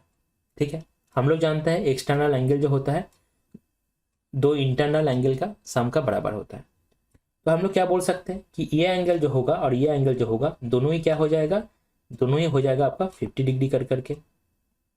ठीक है, क्योंकि दोनों का सम क्या है 100 है और दोनों इक्वल भी होगा, क्योंकि आपका पी ए जो है, आप देख रहे हो पी ए जो है और पी बी जो है आपका क्या है रेडियस है, तो दोनों का जो वैल्यू है इक्वल ही होगा। क्लियर है इतना तक? तो एंगल पी ए बी और ए बी पी दोनों ही है 50 डिग्री। मैं लिख देता हूं, एंगल पी ए बी जो है और आपका एंगल पी बी ए दोनों ही हो जाएगा आपका 50 डिग्री। क्लियर है अभी तक? अच्छा, तो अगर एंगल पी ए बी जो है आपका 50 डिग्री हो गया, तो हम लोग बोल सकते हैं कि ये वाला जो एंगल होगा ये 130 होगा, क्योंकि पी ए डी एक स्ट्रेट लाइन है तो 180 है। तो 180 माइनस 50 कितना होता है, 360 होता है। क्लियर है अभी तक? अच्छा, आगे देखिए, अगर ये 360 है, ठीक है, तो सेंटर पे जो कोण बनेगा ये वाला कोण, ये कितना बनेगा, ये बनेगा 130 इंटू 260, क्योंकि हम लोग जानते हैं कि सेंटर पे जो कोण बनता है वो परिधि पे जो कोण बनता है उसका डबल होता है। क्लियर है बात? तो ये अगर 260 हो गया, हम लोगों को पूछा है एक्स का वैल्यू, तो अंदर वाला कितना होगा, टोटल होता है 360, तो ये वाला हो जाएगा 360 माइनस 260, तो 100 हो जाएगा आपका फाइनल आंसर। ऑप्शन बी हो जाएगा आपका आंसर। क्लियर है क्या? आपको स्टेप बाय स्टेप बस करना है, जैसा बोला गया है वैसे ही करते जाना है, कुछ एक्स्ट्रा नहीं है इसमें। वही कॉन्सेप्ट हम लोग लगाया है कि सेंटर पे जो कोण बनता है वो सर्कमफ्रेंस का डबल होता है। क्लियर है ये सब? क्वेश्चन है आपका अलजेब्रा से। बोला जा रहा है if x square plus 1/x² इतना है तो x³ प्लस 1/x³ का वैल्यू कितना होगा। ठीक है, तो इसका भी फॉर्मूला रहता है, आपको पता ही है। देखिए, अगर x प्लस 1/x² a होता है तो हम लोग क्या जानते हैं कि x प्लस 1/x जो होता है दैट इज √/a प्लस 2। तो ये क्या हो जाएगा 23 प्लस 2 तो 25 का रूट तो 5 हो जाएगा। ठीक है, कैसे फाइंड करते हैं ना, अगर x प्लस 1/x जो है बहुत ही कॉमन सब चीज़ है, ये अगर a हुआ तो हम लोग तो ये जानते हैं कि x² प्लस 1/x² कितना होता है, ये होता है आपका a² माइनस 2। क्लियर है? तो a² माइनस 2 का वैल्यू अगर 23 हुआ तो हम लोग बोल सकते हैं ना कि a का वैल्यू क्या हो जाएगा √23 प्लस 2, वही हम लोग यहाँ पे किए हैं। ठीक है, और x प्लस 1/x का अगर वैल्यू पता है तो x³ प्लस 1/x³, इसका वैल्यू क्या होता है ना, ये होता है a³ माइनस 3a, तो कितना हो जाएगा 5 का क्यूब माइनस 3 5 15, तो 125 माइनस 15 तो 110 हो जाएगा आपका फाइनल आंसर। ऑप्शन डी जो है आपको हो जाएगा आपका फाइनल आंसर। ठीक है, अच्छा यहाँ पे ध्यान रखिएगा कि अगर x माइनस 1/x दिया रहे, ठीक है, और आपको x³ प्लस 1/x³ पूछ ले, तो क्या होता है, तो हो जाता है आपका a³ + 3a, अगर ये a दिया रहा तब। ठीक है, तो ये ध्यान रखना है कि कौन सा दिया गया है और कौन सा निकालना है। यहाँ पे बहुत सारा फॉर्मूलाज रहता है, ठीक है, तो बहुत सारा कन्फ्यूजन भी होता है। तो आपको ध्यान रखना है जब आप सॉल्व कर रहे हो कि कौन सा दिया गया है, कौन सा निकालना है हम लोग को। क्वेश्चन है आपका एलसीएम एंड एचसीएफ से पूछा जा रहा है। The greatest number that divides, ये 3 नंबर को, तब रिमाइंडर क्या क्या मिलना चाहिए, 2, 7 एंड 19। तो ग्रेटेस्ट नंबर मतलब हम लोग को एचसीएफ फाइंड करना है। ठीक है, किन का एचसीएफ फाइंड करना है ना, रिमाइंडर्स को अगर पहले ही घटा देंगे तो जो 3 नंबर आएगा उनका एचसीएफ हम लोग को फाइंड करना है। तो एचसीएफ ऑफ 2 माइनस करेंगे तो 124, 7 माइनस करेंगे तो 217, और 19 माइनस अगर करेंगे तो पहले अगर 8 माइनस करते तो 600, 600 में से 11 घटाएंगे तो पहले आएगा कितना, 590 -1 तो 589। अब देखिए इन तीनों नंबर के एचसीएफ हम लोग कैसे फाइंड करेंगे ना, इनका अगर जो डिफरेंस है उनका एचसीएफ अगर हम लोग फाइंड करें वैसे भी कर सकते हैं। सबसे छोटा प्रोसेस वही होता है। देखिए पहले दोनों का अगर डिफरेंस फाइंड करेंगे तो कितना आएगा, 3 और 9। फिर इन दोनों का अगर करेंगे तो आ जाएगा आपका 7, 2, 9, 1, 7, 8, 2, 3, 5। ठीक है, तो 93 और 372, और अगर 589 से 124 को घटाएंगे तो 4, 5, 9, 2, 6, 8, 1, 4, 5, तो 465। मतलब ऐसा एक नंबर होना चाहिए जो आपका 93 को भी डिवाइड करे, कोई रिमाइंडर ना रहे, 372 एंड 465 को भी डिवाइड करे। तो देखिए हम लोग देख पा रहे हैं कि 93 का अगर 4 से मल्टीप्लाई करेंगे तो 372 आता है, और 5 से मल्टीप्लाई करेंगे तो 465 आता है। तो 93 आपका नंबर हो सकता है, लेकिन 93 ऑप्शन में नहीं है। तो ऑप्शन में जो होगा वो 93 का, ऑब्वियसली 93 का फैक्टर होगा। तो आप देख पा रहे हो 31 जो है 93 का फैक्टर होता है। 31 इंटू 3 होता है कितना, 93। तो 31 हो जाएगा आपका एचसीएफ, ऑप्शन ए हो जाएगा करेक्ट आंसर। क्वेश्चन है आपका 3D मेन सॉल्यूशन से बोला जा रहा है, a hemispherical depression of diameter 4 cm is cut out from each face of a cubical block of side 10 cm. Find the surface area of the remaining solid in centimeter square. Question को पहले बहुत ही ध्यान से समझिए। एक क्या है, एक आपका क्यूबिकल ब्लॉक है जो मैंने यहाँ पे दिखाया है। अब क्यूबिकल ब्लॉक के अंदर आपको पता है कि 6 फेस होता है, 6, ये एक फेस है, ये एक फेस है, ठीक है, ऐसे ही ये एक फेस है। 3 फेस मैंने दिखाया और 3 फेस आपका पीछे है, तो 6 फेस रहता है एक क्यूबिकल ब्लॉक पे। बोला जा रहा है हर एक फेस पे हम लोग एक हेमिस्फेरिकल शेप काट लेते हैं। ठीक है, जैसे देखिए ये वाले फेस पे हम लोग ऐसे एक हेमिस्फेरिकल शेप जो है काट लेते हैं। ऐसे ही ये वाला जो फेस है इसमें भी हम लोग एक हेमिस्फेरिकल शेप काट लेते हैं।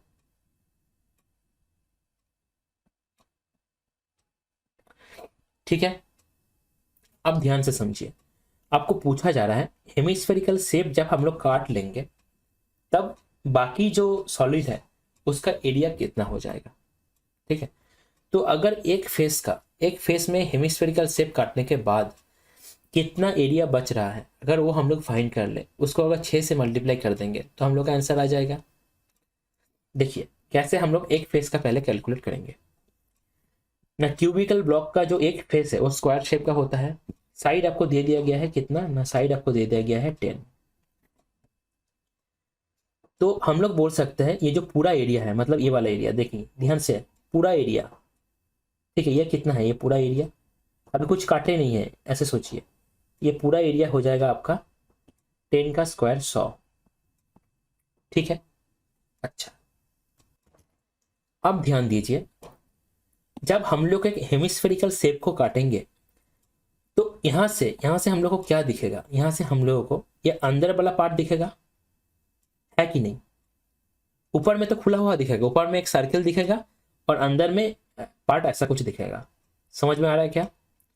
ऊपर वाला पार्ट पूरा सर्किल दिखेगा ऐसे खुला हुआ। क्लियर हो रहा है? तो देखिए हम लोग बोल सकते हैं 10 स्क्वायर तो हो गया पूरे का एरिया। अब जो ऊपर में खुला हुआ एरिया है वो माइनस होगा, माइनस सर्किल का एरिया कितना होता है पाई आर स्क्वायर। पाई आर कितना होगा ना, डायमीटर अगर 4 है आर हो जाएगा आपका 2 का स्क्वायर, प्लस हेमिस्फीयर जो होता है उसका एरिया कितना होता है ना 4 pi are square by 2, 2 pi are square. तो 2 पाई आर स्क्वायर जो हो जाएगा that will be the area of the hemisphere. मतलब ये अंदर वाला जो एरिया है, ध्यान दीजिए ये अंदर वाला एरिया ये हो जाएगा आपका 2 पाई आर स्क्वायर अंदर वाला, ठीक है, क्योंकि ऊपर में तो कटा हुआ है सर्किल के शेप में। अच्छा, तो ये हो जाएगा आपका 2 पाई 2 स्क्वायर, ठीक है। तो इन दोनों में से हम लोग क्या लिख सकते हैं, हम लोग लिख सकते हैं इन दोनों में से कि 100 plus pi are square pi into 4, ये हम लोग लिख सकते हैं। कोई कॉन्फ्यूजन है क्या, बताइए। ध्यान से समझ लीजिए क्या हो रहा है और एक बार मैं बता देता हूँ। जैसे ये फेस है, ये एक स्क्वायर है, तो इसके अंदर अगर हम लोग हेमिस्फेरिकल शेप काटेंगे तो ऊपर से हम लोग को क्या दिखेगा, एक होल दिखेगा ऐसा, ठीक है। तो होल में तो मटेरियल नहीं है, अंदर मटेरियल है। होल का एरिया कितना है ना पाई आर स्क्वायर, इसको माइनस करना है। और अंदर वाला पार्ट का एरिया कितना हो जाएगा, ये जो अंदर वाला पार्ट है इसका एरिया कितना हो जाएगा, मतलब ये वाला का एरिया, इसका एरिया कितना हो जाएगा, इसका एरिया हो जाएगा 2 पाई आर स्क्वायर। और ऊपर वाले का एरिया कितना हो जाएगा जो कटा हुआ है पाई आर स्क्वायर। और ये जो स्क्वायर शेप का है इसका एरिया क्या हो जाएगा 10 स्क्वायर। तो हम लोग क्या कर रहे हैं, हम लोग क्या कर रहे हैं ना, जो स्क्वायर शेप का एरिया है उसको पूरा ले रहे हैं, फिर सर्किल का एरिया वहां से माइनस कर रहे हैं और हेमिस्फीयर का एरिया ऐड कर रहे हैं। क्लियर है बात? अच्छा, तो यही हो रहा है 6 फेस पे। तो एक का अगर वैल्यू फाइंड कर लेंगे उसको 6 से मल्टीप्लाई करने से हो जाएगा। तो ये कितना आ जाएगा 100 प्लस 22/7 इंटू आपका 4, तो ये आ रहा है 100 प्लस 88/7। अच्छा, तो देखिए एक चीज हम लोग ये कर सकते हैं अगर अच्छा हम लोग ये काम कर सकते हैं, इसको 6 से मल्टीप्लाई कर देते हैं, ठीक है। तो टोटल जो होगा, total total remaining surface area वो हो जाएगा 6 से अगर मल्टीप्लाई करेंगे तो 600 तो आएगा ही, प्लस 6 इंटू 88/7। क्लियर है इतना? देखिए तो अच्छा, हम लोग ऑप्शन से अगर देखेंगे तो हम लोग बोल सकते हैं कि आंसर जो होगा ऑप्शन सी होगा, ठीक है। ऑप्शन बी भी हो सकता है, ठीक है, एक बार देख लेते हैं। 600 प्लस 6 से अगर मल्टीप्लाई करते हैं 80 को तो 480, 480 में क्या हो ऐड हो जाएगा ना आपका 48 ऐड हो जाएगा। तो कितना बन रहा है 528। 528 को अगर 7 से काटेंगे तो 600 प्लस 7 7 49, 3 रह गया, 7 5 35, तो 35 तो 3 रह जाएगा, तो 675 3/7। तो ऑप्शन सी हो जाएगा आपका करेक्ट आंसर, ठीक है। तो हम लोग क्या किए, हम लोग ध्यान दीजिए एक चीज, हम लोग पहले एक फेस का देख लिए, उसके बाद हम लोग 6 फेस के लिए उससे मल्टीप्लाई कर दिए सीधा, ठीक है। इससे चीजें आसान रहता है। और रूल आपका यही है कि जो आपका बाहर जा रहा है, जैसे ये वाला सर्कल के एरिया बाहर जा रहा है, ठीक है, तो इसको आप माइनस कर दो। और अंदर का जो एरिया है ऐसे देखने वाला हाफ स्क्वायर वाला, ये क्या हो रहा है, ऐड हो रहा है, ठीक है। तो जो कटा हुआ दिख रहा है उसको माइनस करो और जो ऐड हो रहा है उसको ऐड कर दो। क्लियर है? और बाहर का एरिया तो है ही, मतलब पूरा स्क्वायर का एरिया तो है ही। क्लियर है क्या बात? ठीक है, लॉजिक आपको क्लियर रहना चाहिए। तो ऑप्शन सी हो जाएगा आपका करेक्ट आंसर। क्वेश्चन है आपका ज्योमेट्री से, बोला जा रहा है a circle is inscribed in triangle ABC touching AB, BC and AC at the points P, Q and R respectively. मतलब एक ट्राइंगल है जिसके अंदर एक सर्कल है।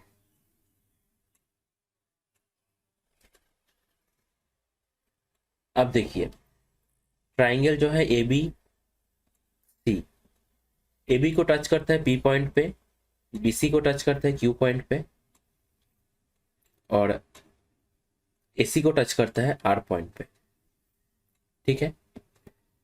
बोला जा रहा है कि A B minus B C जो है, ए बी माइनस बी सी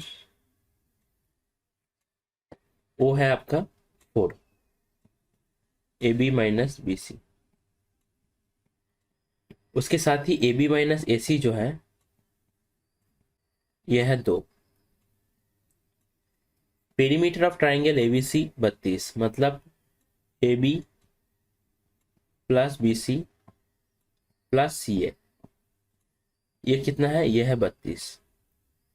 ए सी का वैल्यू आपको फाइंड करना है। अच्छा, ऐसा तो ये प्रॉपर्टी है, आप देख सकते हो एक ही पॉइंट से अगर हम लोग सर्किल के ऊपर दो टेंजेंट ड्रॉ करते हैं तो दोनों का लेंथ जो होता है इक्वल होता है।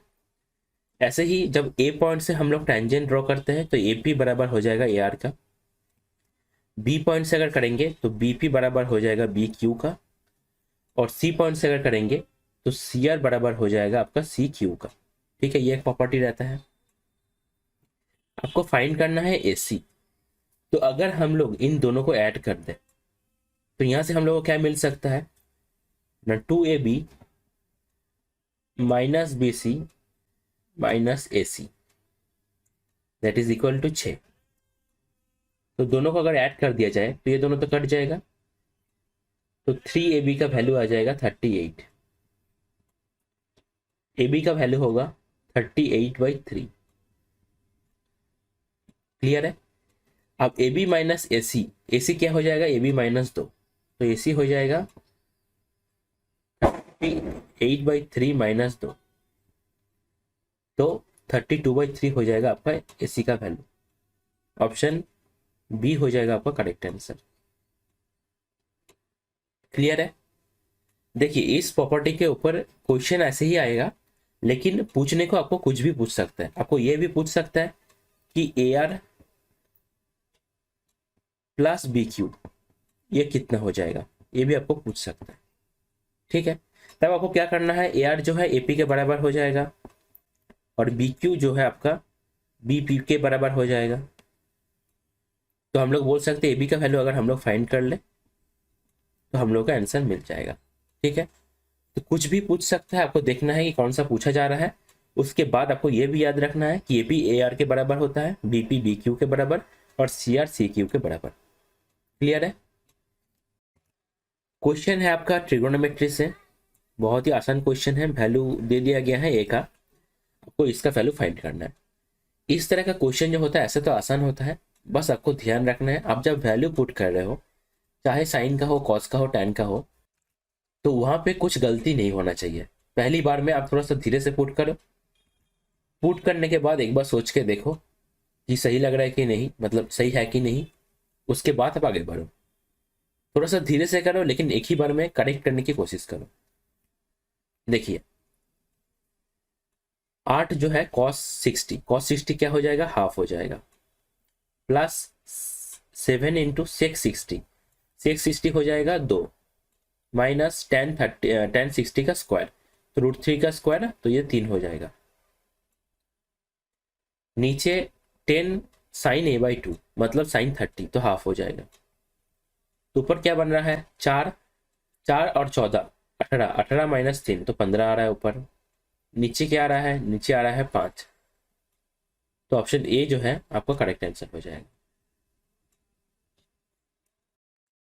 क्वेश्चन है आपका ट्रिगोनोमेट्री से, तो यहाँ पे sec square theta plus tan square theta का वैल्यू दिया गया है, हम लोगों को cos theta plus sine theta find करना है। ठीक है। अच्छा, यहाँ पे आप अगर देखोगे जो सेक स्क्वायर थीटा और टैन स्क्वायर थीटा का वैल्यू आ रहा है वो आ रहा है आपका 7/2। ठीक है, पहले आप ऐसा कोशिश कर सकते हो कि वैल्यू पुट करो आप, थीटा इज इक्वल टू 0 और 90 तो नहीं होगा, क्वेश्चन में बोल दिया गया है, तो थीटा इज इक्वल टू 30, 45 और 60 पुट करके देखो, लेकिन आपका मैच नहीं होगा। ठीक है, तो कहाँ पे मैच होगा कहाँ पे मैच नहीं होगा ये भी थोड़ा सा एक्सपीरियंस का बात है। आप घर पे इसके ऊपर कितना प्रैक्टिस किए हो उसके ऊपर डिपेंड करेगा कि आपको देखते ही पता चलेगा कि मैच करेगा या नहीं करेगा। ठीक है, वैल्यू पुटिंग होगा या नहीं होगा। और हमेशा जब हम लोग ट्रिगोनोमेट्री का क्वेश्चन सॉल्व करेंगे शॉर्ट फॉर्म में लिखेंगे, इससे टाइम बहुत सेव होता है। साइन की जगह एस, कॉस की जगह सी, सेक की जगह ए सी, टैन की जगह टी, कॉट की जगह सी टी और कोसेक की जगह सी एस। अच्छा, अब देखिए sec square theta minus tan square theta, ये क्या हो जाएगा, 1 हो जाएगा। तो 2 सेक स्क्वायर थीटा का क्या आ जाएगा आपका, 7/2 प्लस 1 मतलब 9/2। तो सेक थीटा का वैल्यू आ जाएगा आपका 3/2। क्लियर है। अगर सेक थीटा 3/2 है तो कॉस थीटा क्या हो जाएगा, 2/3। ठीक है। साइन थीटा क्या होगा, ये क्या है, ये है आपका हाइपोटेन्यूज, ये है क्या है, ये है बेस। तो परपेंडिकुलर क्या होगा, √3 का स्क्वायर माइनस 2 का स्क्वायर बाई हाइपोटेन्यूज 3 ही रहेगा। तो यार है 2 प्लस √5 9 माइनस 4/3। तो आपका ऑप्शन बी जो है हो जाएगा करेक्ट आंसर। क्वेश्चन है आपका टाइम एंड वर्क से। बोला जा रहा है a man and a woman and a boy can complete a work in 3, 4 and 12 days respectively. How many boys must assist one man and one woman to complete the same work in 1 day. ठीक है, ध्यान से देखिए, man है, women है और boy है। Man करता है 3 दिनों पे, वुमेन करता है 4 दिनों पे, बॉय करता है 12 दिनों पे। तो पहली बात टोटल वर्क को फाइंड करना है, जिसके लिए एलसीएम चाहिए। टाइम एंड वर्क के क्वेश्चन में आप जितना जल्दी एलसीएम फाइंड करोगे उतना जल्दी आपका क्वेश्चन सॉल्व होगा। यहाँ पे तो आसानी है, दिख रहा है कि 12 होगा एलसीएम। तो एफिशिएंसी मैन का आ जाएगा 4, वुमेन का आ जाएगा 3 और बॉय का आ जाएगा 1। अब बोला जा रहा है कि कितना लड़का जो है आपका बालक आपका 1 मैन एंड 1 वुमेन को सपोर्ट करे सो दैट पूरा काम जो है 1 दिन में कंप्लीट हो। मतलब 1 दिन पे कितना काम करना है, 1 दिन पे 12 काम करना है। ठीक है, एलसीएम क्योंकि आपका एलसीएम है 12। अब देखिए, एक मैन जो है और एक वुमेन जो है 1 दिन में कितना काम करता है, 1 दिन में करता है 7 काम। ठीक है, तो ये अगर 7 काम कर दे रहा है तो बाकी 5 काम कौन किसको करना है, बाकी 5 काम करना है बॉय को। लेकिन बॉय जो है एक ही काम करता है 1 दिन में, 1 दिन में 1 ही काम। ठीक है, तो 1 दिन में अगर 5 काम करना है तो कितना लड़का को लगेगा, कितना बालक का जरूरत है ना, आपका 5 बालक का जरूरत है। ठीक है, तो ऑप्शन ए हो जाएगा आपका करेक्ट आंसर। क्वेश्चन को आप जब कर रहे हो लॉजिक को अच्छे से समझो और स्टेप बाय स्टेप सॉल्व करो, तब गलती होने का भी चांसेस कम रहेगा और क्वेश्चन जल्दी सॉल्व होगा। यह था आपका इस वीडियो का लास्ट क्वेश्चन। इसके साथ ही इस लेक्चर को हम लोग यहीं पे एंड करेंगे। वीडियो के अंदर जितना भी क्वेश्चन है उसका क्वेश्चन एंड सॉल्यूशन दोनों ही आप लोग पीडीएफ के फॉर्मेट में टेलीग्राम ग्रुप से डाउनलोड कर सकते हो at free of cost. Telegram group का लिंक आपको डिस्क्रिप्शन में मिल जाएगा, वहां से टेलीग्राम ग्रुप में जाकर आप पीडीएफ को डाउनलोड कर सकते हो। इसके साथ ही अगर किसी को लगता है कि किसी भी क्वेश्चन में इससे भी बेटर अप्रोच हो सकता है तो आप कमेंट कर सकते हैं। इसके साथ ही हम लोग का टीम का जो मेल आईडी है रिवाइज properly@gmail.com, यहाँ पे भी आप लोग मेल भी कर सकते हैं। अगर आपका कोई पर्टिकुलर सजेशन भी है तो भी आप लोग मेल कर सकते हैं। क्लियर है। अब क्वेश्चन आता है कि कैसे हम लोग वीडियोस को अपने काम में लें, अच्छे से यूटिलाइज करें, कैसे हम लोग वीडियो से प्रैक्टिस करें। ठीक है, ये भी थोड़ा सा समझ लीजिए। देखिए ये सब बहुत बेसिक सा चीज़ है, लेकिन बहुत लोगों का क्या होता है कि पूरा प्रॉपर आइडिया नहीं रहता है तो थोड़ा सा वो लोग भटक जाता है। ठीक है, चीज़ों को करता है लेकिन प्रोसेस जो होता है थोड़ा सा सही नहीं रहता। तो प्रैक्टिस कैसे करना है समझ लीजिए। आपने वीडियो को स्टार्ट किया, वीडियो को स्टार्ट करने के बाद क्वेश्चन को देखते ही आपको पॉज कर लेना है। पॉज करके आपको क्वेश्चन को सॉल्यूशन करना है। ठीक है, हो सकता है कि आपका अप्रोच बेटर ना हो सकता है आपको टाइम ज़्यादा लगे लेकिन किसी भी तरह आपको आंसर तक पहुंचना है। इसके बाद आपको वीडियो को देखना है। अगर आपने देखा कि अप्रोच कुछ बेटर है आपसे तो आप सीख लीजिए अप्रोच को अच्छे से, क्या किया गया है समझ लीजिए। ठीक है, अगर देखा कि सही अप्रोच है आपका भी और वीडियो का भी, तब आप आगे बढ़ जाइए। ठीक है, ये पॉज वाला बात बहुत ज़्यादा इंपॉर्टेंट है। हर एक क्वेश्चन में आपको पॉज करके ज़रूर से ज़रूर खुद से खुद आपको पहले ट्राई करना ही है, तभी आपको ये प्रैक्टिस काम में आएगा। क्लियर हुआ बात। ओके, नेक्स्ट देखिए, जितना क्वेश्चन है उसका आपने पहली बार वीडियो के साथ प्रैक्टिस तो किया, लेकिन कुछ क्वेश्चन ऐसा होगा जहाँ पे क्वेश्चन जो है एक ही फ्लो पे आपका नहीं बनेगा। अब ये जो फ्लो टूट रहा है ये किसी भी तरह से हो सकता है। हो सकता है कि आपको क्वेश्चन नहीं बना आपसे, हो सकता है क्वेश्चन को आपने मिसरीड किया, आपको सॉल्व करने में ज़्यादा टाइम लग गया, हो सकता है आपको कैलकुलेशन मिस्टेक हुआ। ठीक है, किसी भी तरह का फ्लो टूटने वाला अगर बात हुआ, मतलब क्वेश्चन मेरा पहला फ्लो में नहीं बना, अगर ऐसा हुआ तो तुरंत आपको उस क्वेश्चन को मार्क कर लेना है और एटलीस्ट 1 वीक का गैप देना है। गैप देने के बाद उस क्वेश्चन को रिवाइज करना है।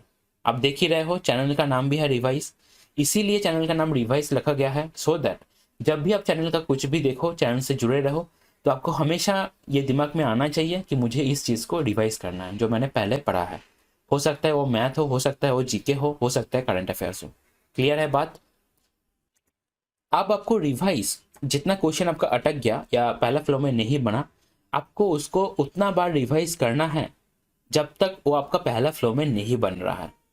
अब यहाँ पे भी बात आता है, ये जो कितना बार रिवाइज करना है ये डिपेंड करेगा आपके ऊपर। हो सकता है आपके लिए वो 2 हो, किसी और के लिए वो 4 हो, या किसी और के लिए वो एक ही बार हो। ठीक है, लेकिन जब तक वो पहला फ्लो में नहीं बन रहा है, 1 वीक का गैप भी देना है, इंपॉर्टेंट है ये। जब तक 1 वीक के गैप में वो पहला फ्लो में नहीं बन रहा है तब तक आपको उसको रिवाइज करना है। क्लियर है बात? खुश रहिए, अपने स्वास्थ्य का ध्यान रखिए और फिलहाल अभी ज़्यादा टेंशन मत लीजिए, मेहनत करते रहिए एंड सही टाइम का वेट कीजिए। Thank you.